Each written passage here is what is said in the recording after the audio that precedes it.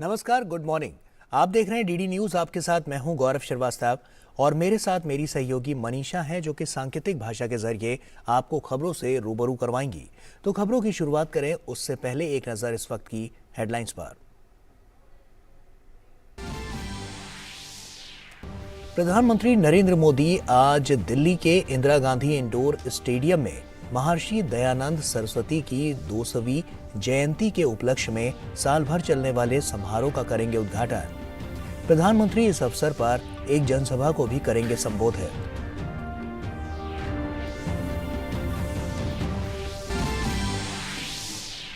प्रधानमंत्री आज राजस्थान में दिल्ली मुंबई एक्सप्रेसवे का दिल्ली दौसा लालसोट खंड राष्ट्र को करेंगे समर्पित। पीएम 247 किलोमीटर लंबी सड़क परियोजनाओं की आधारशिला भी रखेंगे।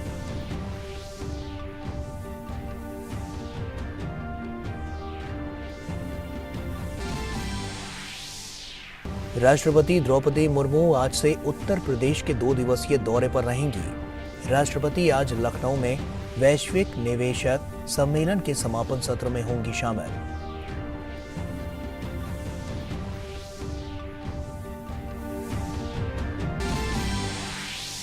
केंद्रीय गृह मंत्री और भाजपा के वरिष्ठ नेता अमित शाह आज त्रिपुरा के चुनावी दौरे पर। अमित शाह चांदीपुर और चारीलम में करेंगे विजय संकल्प रैलियां। प्रतापगढ़ विधानसभा में करेंगे रोड शो। पश्चिम बंगाल में होने वाले पंचायत चुनाव के मद्देनजर भाजपा अध्यक्ष जेपी नड्डा राज्य के दौरे पर। नड्डा आज पूर्वी मिदनापुर और पूर्वी बर्दवान जिलों में करेंगे रैलियां।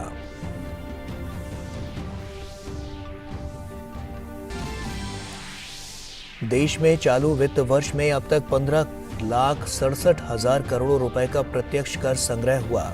पिछले वर्ष की इसी अवधि की तुलना में 24% बढ़ा डायरेक्ट टैक्स कलेक्शन।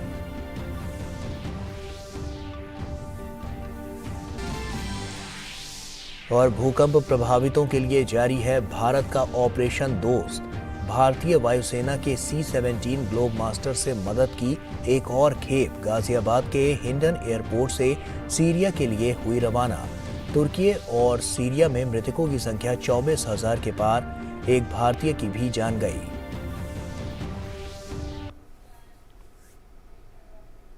और आइए अब खबरों की शुरुआत करते हैं। प्रधानमंत्री नरेंद्र मोदी आज सुबह 11 बजे दिल्ली के इंदिरा गांधी इंडोर स्टेडियम में महर्षि दयानंद सरस्वती की 200वीं जयंती के उपलक्ष्य में साल भर चलने वाले समारोह का उद्घाटन करेंगे। इस अवसर पर प्रधानमंत्री उपस्थित लोगों को भी संबोधित करेंगे। महर्षि दयानंद सरस्वती, जिनका जन्म 12 फरवरी 1824 को हुआ था, एक समाज सुधारक थे। उन्होंने 1875 में तत्कालीन सामाजिक असमानताओं से निपटने के लिए आर्य समाज की स्थापना की थी।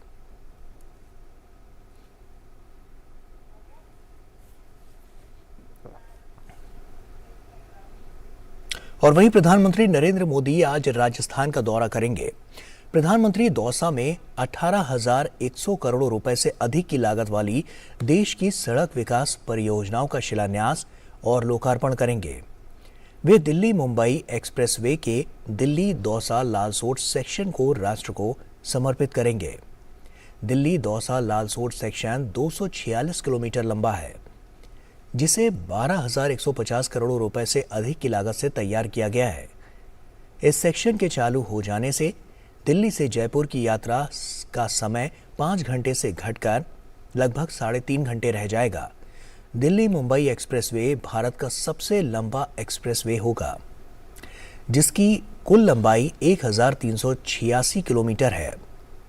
इसके बन जाने से दिल्ली और मुंबई के बीच की यात्रा दूरी में 12% की कमी आएगी और सड़क की लंबाई 1,424 किलोमीटर से कम होकर 1,242 किलोमीटर रह जाएगी। यात्रा के समय में भी 50% की कमी आएगी। पहले जहां 24 घंटे लगते थे, वहीं अब 12 घंटे लगेंगे। ये एक्सप्रेसवे 6 राज्यों दिल्ली, हरियाणा, राजस्थान, मध्य प्रदेश, गुजरात और महाराष्ट्र से होकर गुजरेगा। राष्ट्रपति द्रौपदी मुर्मू आज से उत्तर प्रदेश के 2 दिवसीय दौरे पर रहेंगी।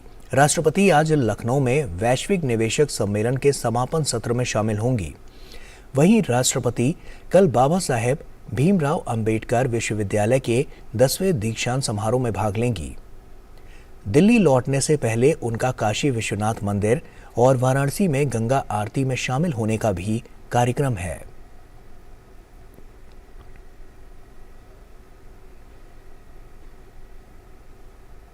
और आइए देखते हैं क्या खास है आज डीडी प्रीमियर्स में।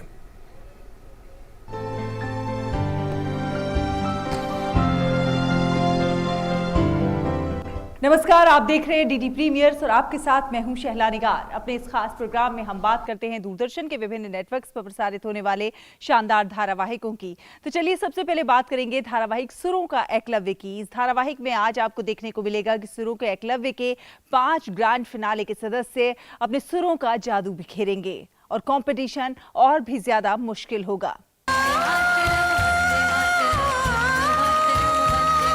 तुम्हें सलाम। इस जीवन का यही है। हमारा गाना दिल के आसपास था, दिल को छू नहीं रहा था। वो दिन जिंदगी का आखिरी। मैं तो अगेन सैल्यूट करता हूँ। किसके हाथ लगेगी फिनाले की ट्रॉफी? उन्हें भी कर लो। सुरों का एकलव्य देख के किसी माँ के आंखों में आंसू आ जाते हैं तो ये तुम्हारी जीत है। Show must go on. तो देखते रहिए सुर, लय और ताल से सजा ये खास धारावाहिक सुरों का एकलव्य हर शनिवार और रविवार रात 8 बजे डीडी नेशनल पर। और धारावाहिक स्वराज के आज के एपिसोड में आप देखेंगे भारत के आखिरी पेशवा छत्रपति शिवाजी के वंशज, स्वराज के रक्षक पेशवा नाना साहेब की वीरता की गाथा। मैं कौन हूँ? इस धरती के आखिरी पेशवा, स्वराज के रक्षक, छत्रपति शिवाजी महाराज के वंशज। एक अच्छे योद्धा को चीते की तरह तेज और बाघ की तरह चौकन्ना रहना चाहिए। इस लड़ाई में हम इंसानियत भूल रहे हैं। शैतानों के साथ इंसानियत नहीं दिखा सकते श्रीमंत। श्रीमंत सरकार, अभी हमें आने वाले खतरे का सामना करने के लिए तैयार रहना होगा। ये क्रांति की आग बुझनी नहीं चाहिए। हर हर महादेव। तो देखते रहिए धारावाहिक स्वराज हर रविवार सुबह और रात 9 बजे डीडी नेशनल पर। और रंगोली के आज के एपिसोड में आप देखेंगे रियल लाइफ से रियल लाइफ तक पहुंचने वाली लव स्टोरीज के साथ लेडी सुपरस्टार की जिंदगी से जुड़े कुछ अनमोल किस्से। बॉलीवुड में प्रेम की नई परिभाषा गढ़ने वाली जोड़ियां। दीवाने हैं दीवानों को न घर चाहिए, मोहब्बत भरी एक नजर चाहिए।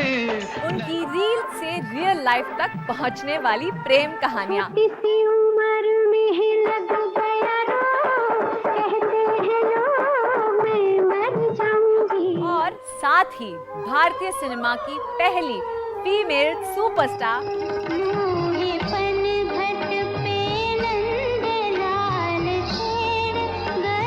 मधुबाला जी की जिंदगी से जुड़े अनमोल किस्से जानने के लिए देखना ना भूलिए रंगोली। कैसा है जनाब का, क्या ख्याल है आपका। तो देखते रहिए धारावाहिक रंगोली हर रविवार सुबह 8 बजे डीडी नेशनल पर। तो दूरदर्शन के विभिन्न नेटवर्क्स पर प्रसारित होने वाले इन शानदार धारावाहिकों का आप उठाते रहिए आनंद। हमें दीजिए अनुमति। नमस्कार।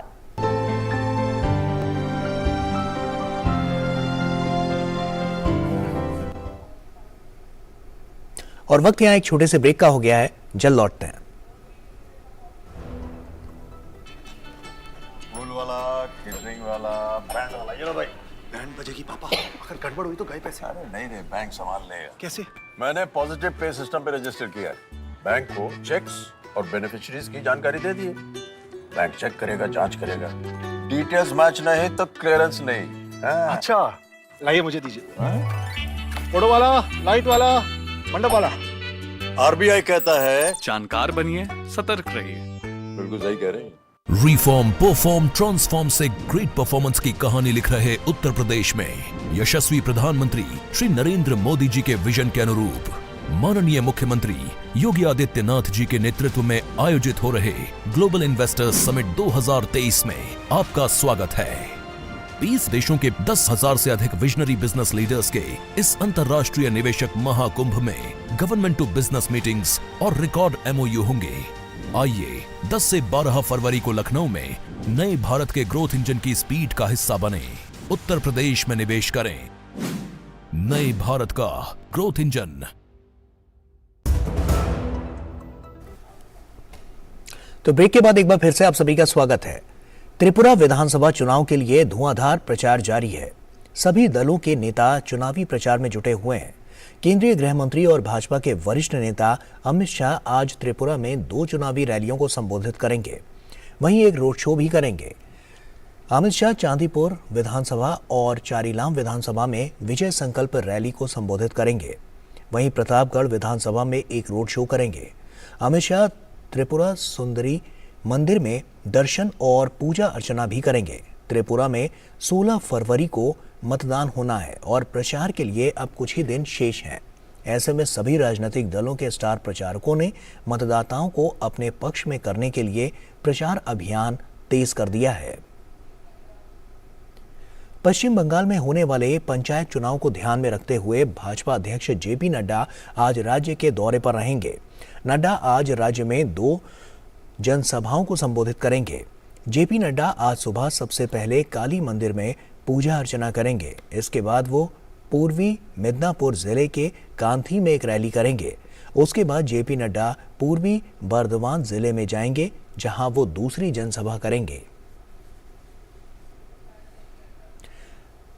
चालू वित्त वर्ष 2022 से 23 में अब तक प्रत्यक्ष कर संग्रह 15,67,000 करोड़ रुपए का हुआ है। पिछले वित्त वर्ष की इसी अवधि की तुलना में ये 24.09% अधिक है। चालू वर्ष में रिफंड अदायगी के बाद प्रत्यक्ष कर संग्रह 12,98,000 करोड़ रुपए रहा, जो कि पिछले वर्ष की तुलना में 18.4% अधिक है। साल 2022 से 23 की अब तक की कुल प्राप्ति प्रत्यक्ष कर बजट आकलन का 91.39% है, जबकि संशोधित आकलन का ये 78.65% है। चालू वर्ष में व्यक्तिगत आयकर की वृद्धि दर 29.63% है, जबकि कॉरपोरेट कर की वृद्धि दर 19.33% है। तुर्की और सीरिया में भूकंप के चलते राहत और बचाव कार्य युद्ध स्तर पर जारी है। भूकंप प्रभावितों की मदद के लिए भारत की ऑपरेशन दोस्त जारी है। ऑपरेशन दोस्त के तहत भारत ने वायुसेना के C-17 ग्लोब मास्टर विमान के जरिए शनिवार को सीरिया को राहत सामग्री की एक और खेप भेजी, जिसमें टेंट, वेंटिलेटर, एक्सरे मशीन जैसे चिकित्सा उपकरण और राहत सामग्री शामिल है।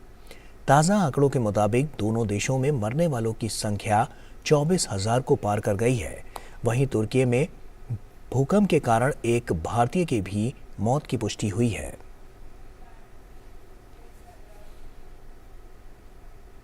और इसी के साथ फिलहाल इतना ही। हमें दीजिए इजाजत। नमस्कार।